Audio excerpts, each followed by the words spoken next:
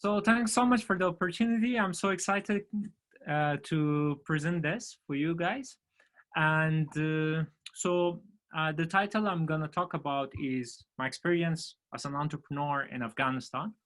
So I wanted to share some point of view and also some realities from the ground, and also to share with you some of the activities that we are doing since we started on the ground in Afghanistan. So I wanted to start with this, that, I mean, whenever we talk about Afghanistan, there are certain things that comes to people's mind, especially in Western and European countries. And most of these things are related to war, conflicts, attacks, and a lot of other things. And this is, for most of people, the only image they can have from a country like mine, which is true up to somehow, but this is not the whole story. Because, I mean, everyone is talking about war, everyone is talking about attacks, everyone is talking about conflicts, but still, there are good things to talk about as well about Afghanistan. And this is not the whole picture, which most of people think, which is the case. The point of view that I want to share today with you is here, that most of people think that security is our main problem.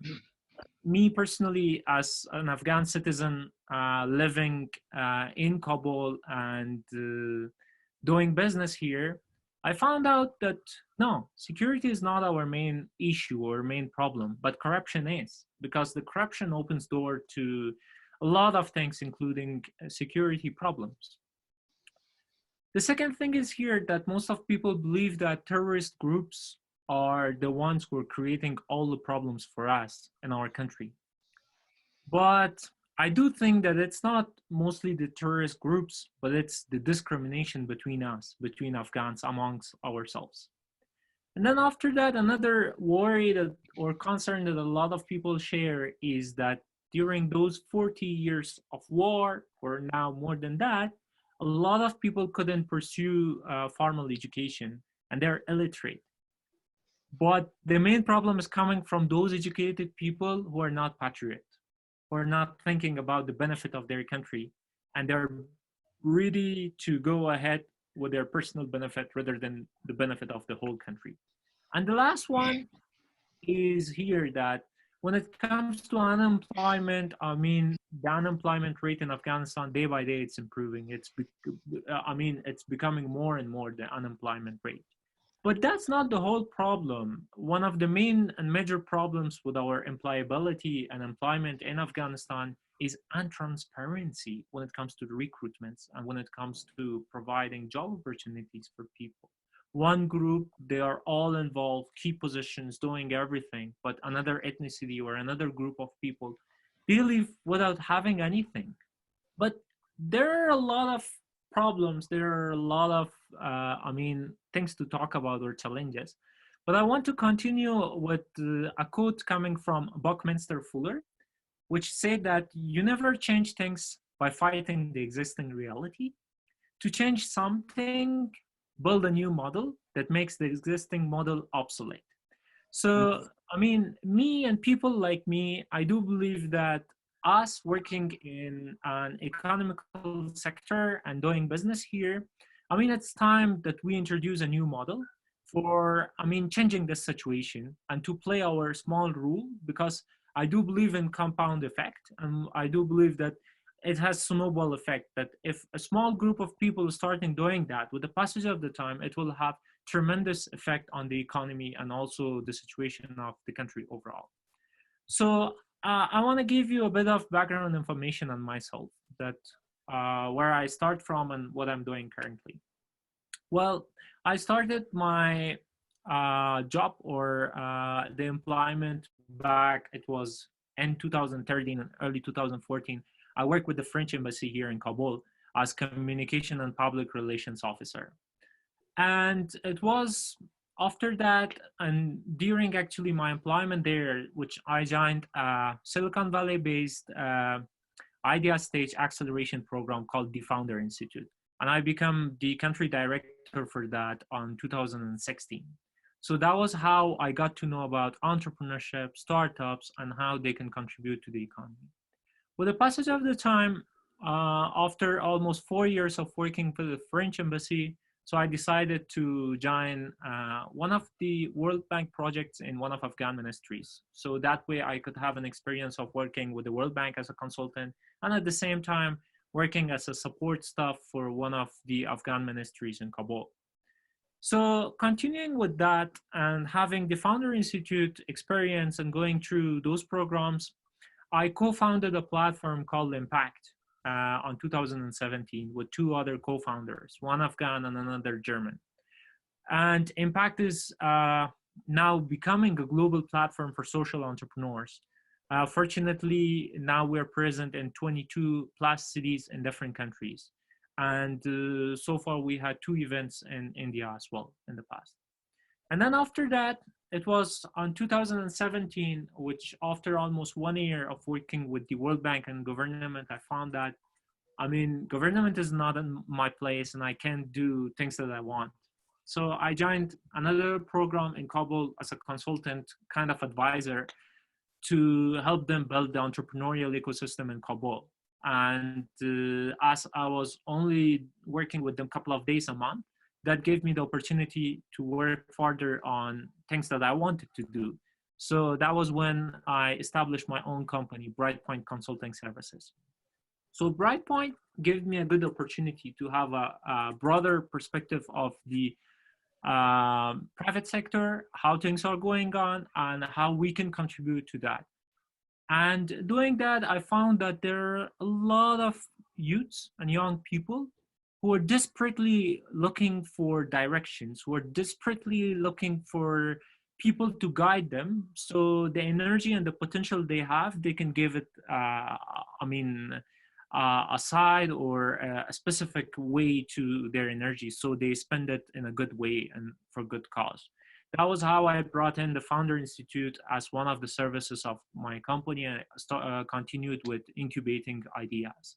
And right after that, after a couple of months, I found that there was one problem which people, graduating from our program, they were facing problem with their very, very initial investment, which was for office space and also the materials and also the amenities that they used for their office. So we came up with an idea of a co-working space. So we opened the most affordable co-working space in Kabul called Coworthy.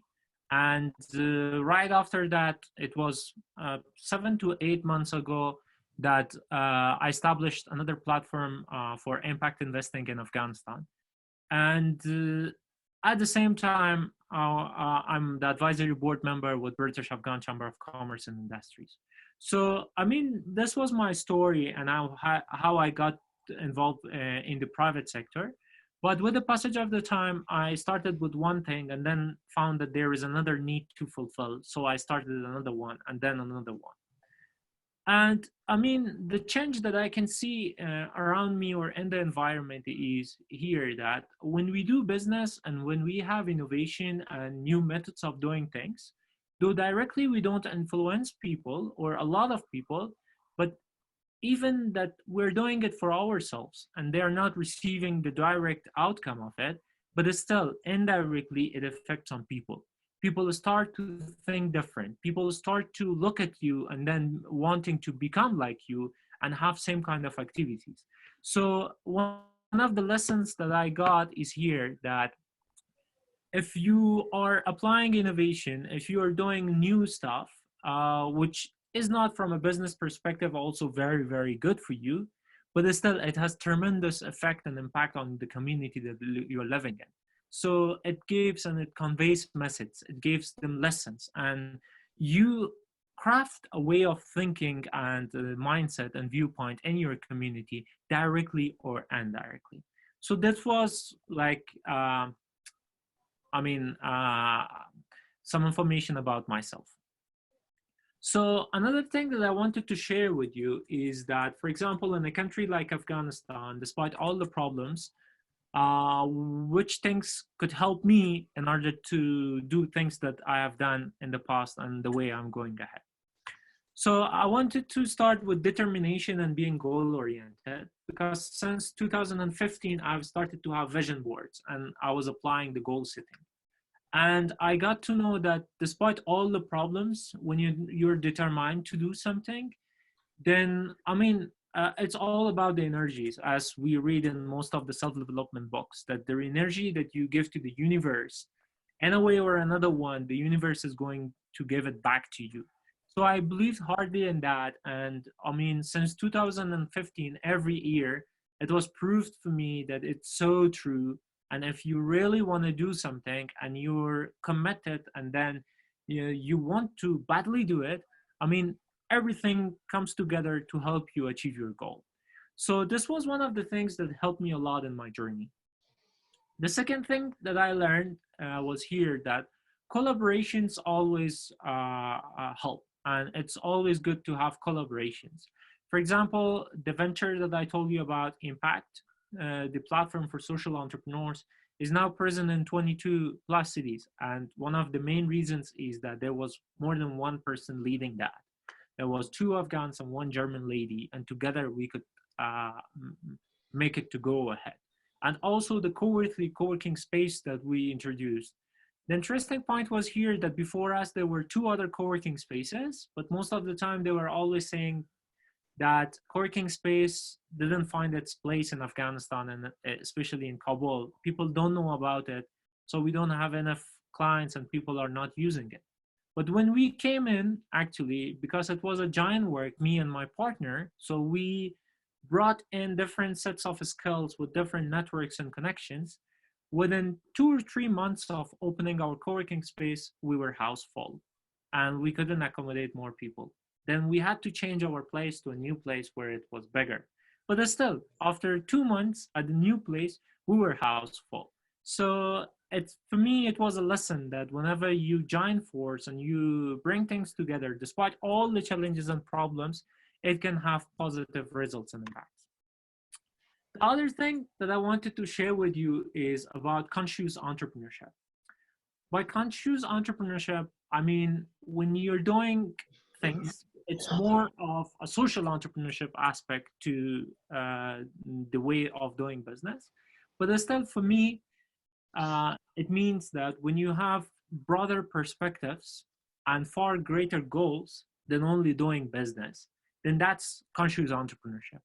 When you don't only look for the business case in everything and also the business value that something might bring, but you look for farther or greater impact that it will have on the people, on the community, on how things are going on, and also to be part of the change.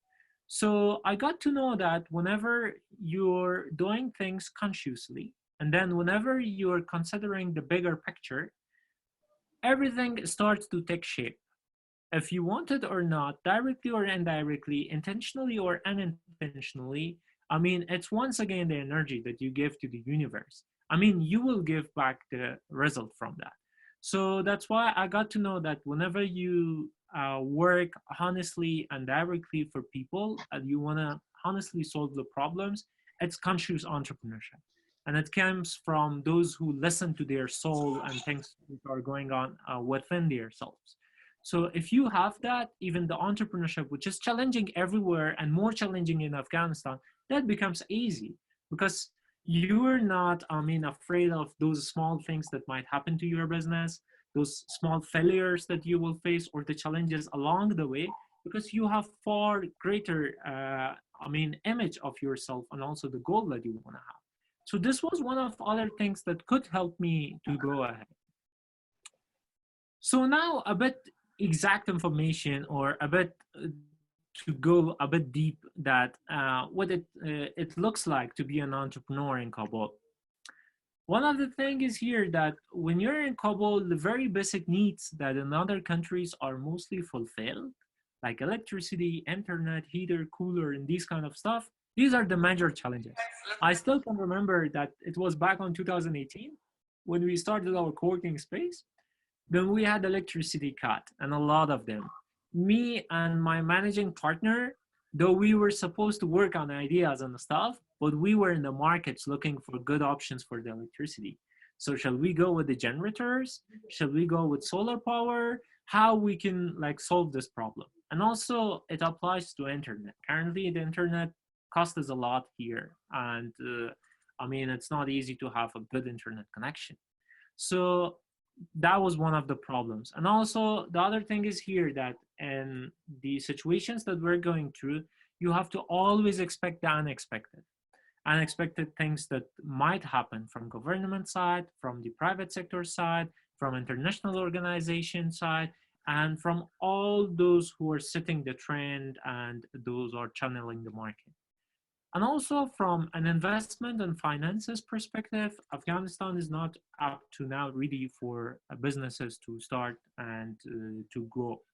Because, I mean, the banks and microfinance institutions are providing loans and also finances for businesses, but they're specifically looking for those businesses who are already established, who have already a great and long track record of doing things, which makes it very hard for startups to actually start and do things because no investment is available.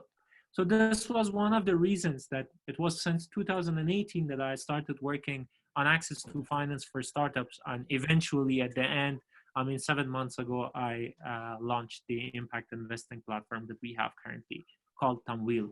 And we did 3 investments so far. And then the other challenge that entrepreneurs like me sometimes face is that our market is not ready for most of innovative ideas or most of new ideas. So in other countries, when you have a good idea, you just implement it and then you go in the market and do it. But I mean, the problem that we face in Afghanistan is here that you have to pass a certain amount of time in order to first educate the market on the usage of your product and how good it is and how they can use it. And then you can implement the actual plan that you have.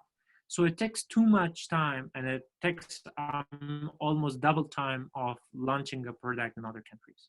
And then the other problem we have is about the infrastructure that most of the new entrepreneurs they see. For example, until now, we don't have online payment system here.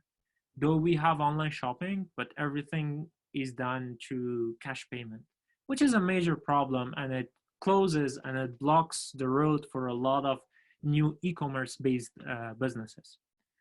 And once again, the government, I mean, we have a number of problems when it comes to the government and the startups and entrepreneurs. And one of them is here that even now, even until now, the government doesn't have a clear definition of startup and corporation. If you apply for a license, government will deal with you who is just an entrepreneur and who has a license and they can do small things, the same as they are dealing with the corporate things when it comes to the taxes and reports to the government. Us, normally we are paying 17 times taxes and 17 reports to government in 1 year. So just imagine being a startup, having 1 or 2 people working together, and then you are supposed to report government 17 times a year. So it doesn't give you the time or opportunity to work on other ideas which are going to change stuff. And then the other important, interesting point is here that the definition of entrepreneurship in Afghanistan, because it's a very new concept. So whoever starts something new, they call it sometimes startup. For example, someone starts a cafe and then they're claiming that they started a startup, though in other countries it's more of technology-based startups and ventures. So this is like a perspective of how does it look like to be an entrepreneur in Kabul.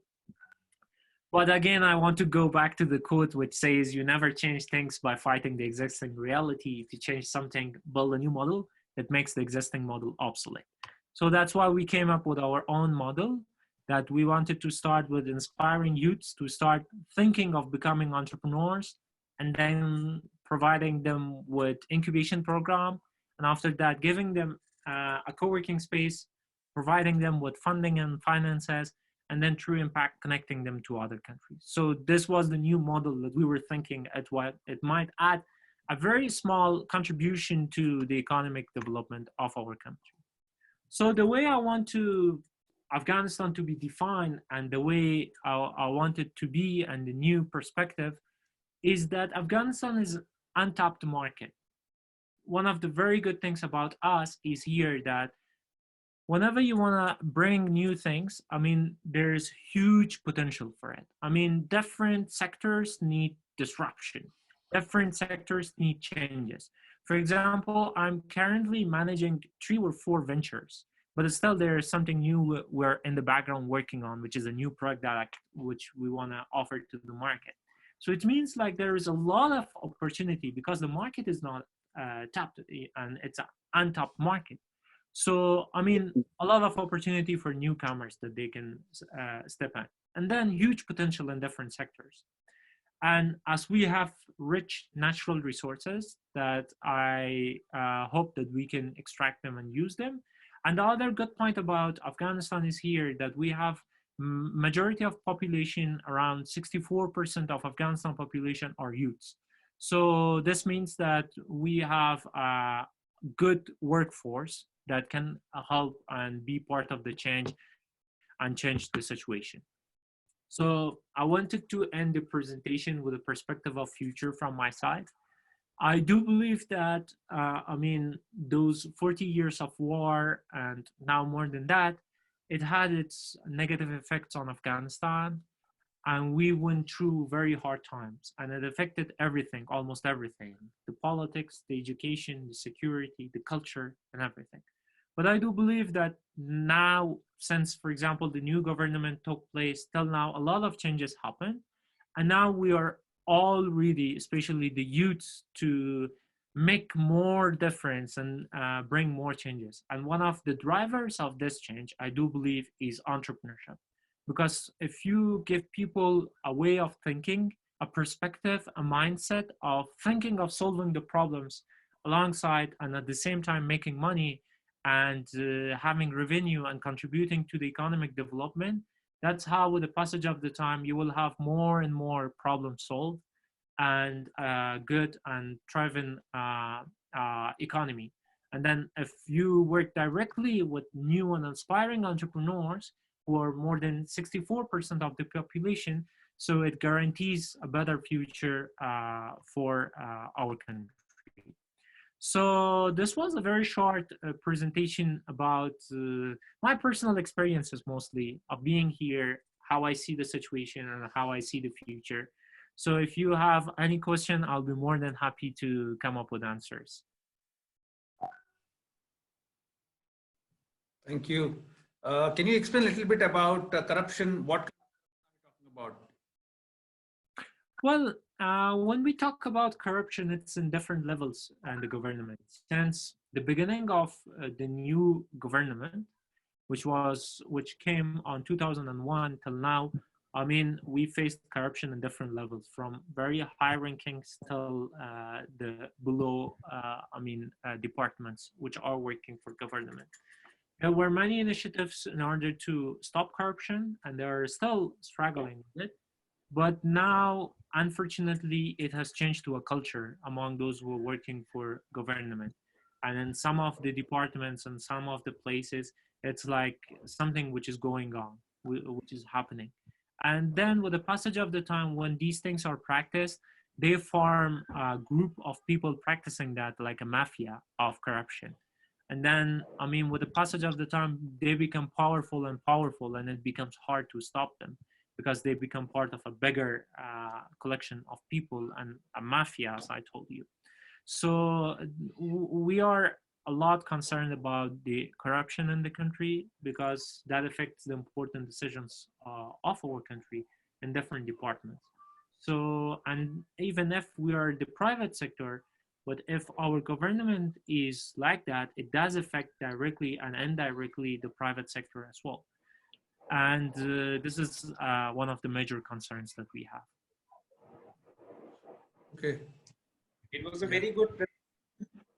I would like to know what about the companies which are coming to Afghanistan for work.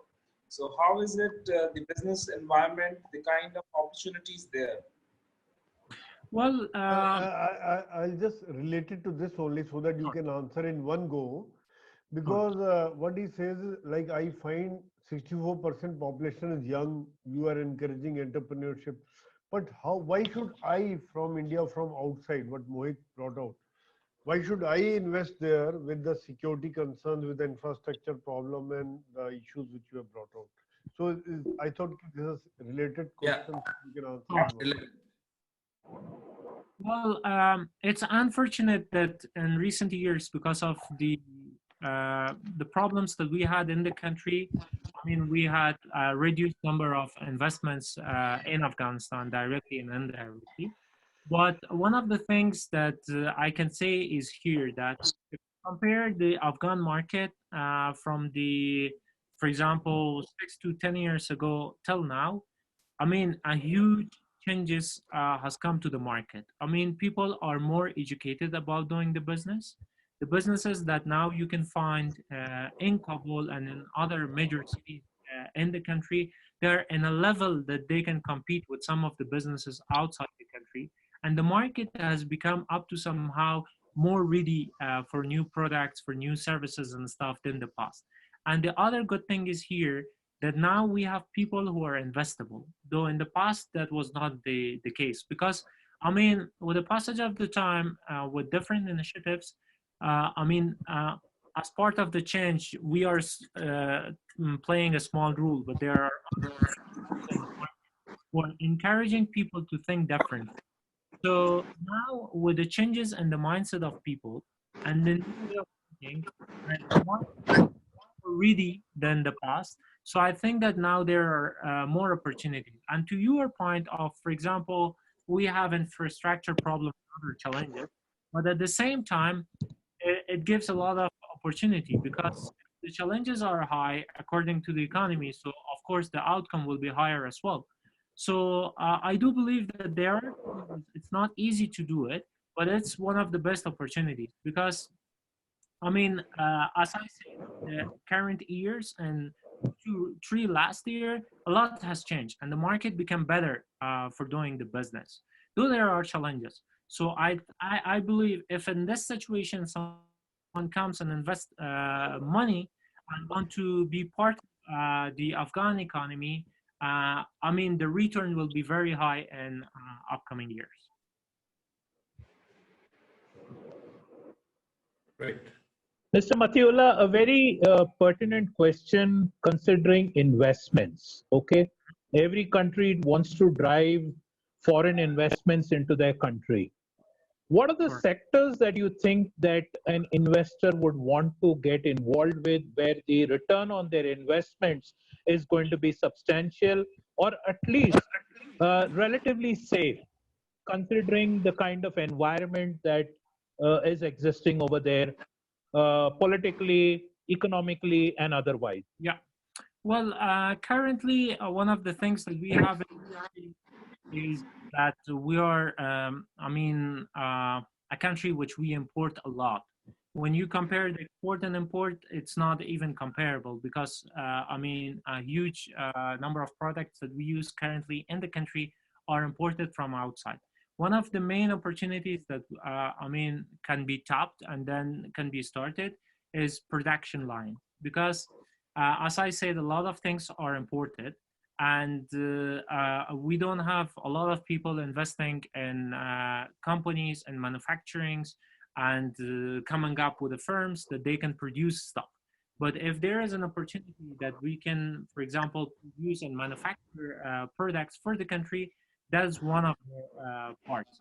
The second thing is here that, I mean, in the very recent years and 1 to 3 last years, people are putting a lot of attention into technology. And now we have good and known local companies which are good at doing the technology, but it also opened doors for other countries that come and implement also projects, and also they can come with their own products and stuff when it comes to technology. Because a lot of people are going into it, a lot of people are using internet, and there is, I mean, a number of changes which is coming to the market that people are going and they want to be technology driven up to somehow in the market. So, and the market is also ready in order to receive those things. So, and also the third thing is here that, as you know, that Afghanistan is an agricultural country, and we have a lot of lands and stuff. But one of the main problems that we have currently is that still our farmers, they are doing the way that they were doing years back. So if the new technologies and new tools and stuff and machinery can come into the agriculture, there is a huge potential to be untapped. Good. Another question. Logistically, if things have to move into Kabul, what is the route that one would take? Air, I can understand, into the airport, but what is the other means of getting products or getting machinery, or if production is happening in Afghanistan and it is going to go out, what is the routes logistically that it can take to get to the other parts of the world? Sure. Actually, let me first talk about our exports. In recent years, especially in last years, we started to export, but things that we are exporting are mainly the fruits that we are exporting currently to other countries. And the other thing is products like saffron and other stuff that we're exporting in huge amounts to other countries. Currently, mainly they're exported through cargoes to other country through airplane. But when it comes to the import, we import it in different ways. But one of the main ways that we are importing machinery and also other productions, we receive mostly from the border that we have with Pakistan. So especially when doing business with India in the past until now, they're coming from Pakistan. But fortunately, it has been a couple of months that we have now a new way, which is the Chabahar border that we have with Iran, which products go to Iran and they come to Afghanistan. And even from India now, sometimes the products come from those ways. So mostly when it comes to the trade between Afghanistan and India, I mean, the highly used border is, a Pakistan way. And the other way is from Chabahar, which is coming from Iran, and it's mainly done by big vehicles. Thank you, Matiullah. Gives us a perspective into if business has got to be looked at, or if Afghanistan is to be considered in whatever fashion, be it inwards, outwards. How does it work? Because it's a landlocked country, and I know how it. There would be challenges. Yeah, actually, the challenges we have is that, as you said, we don't have access to oceans or sea, so we can,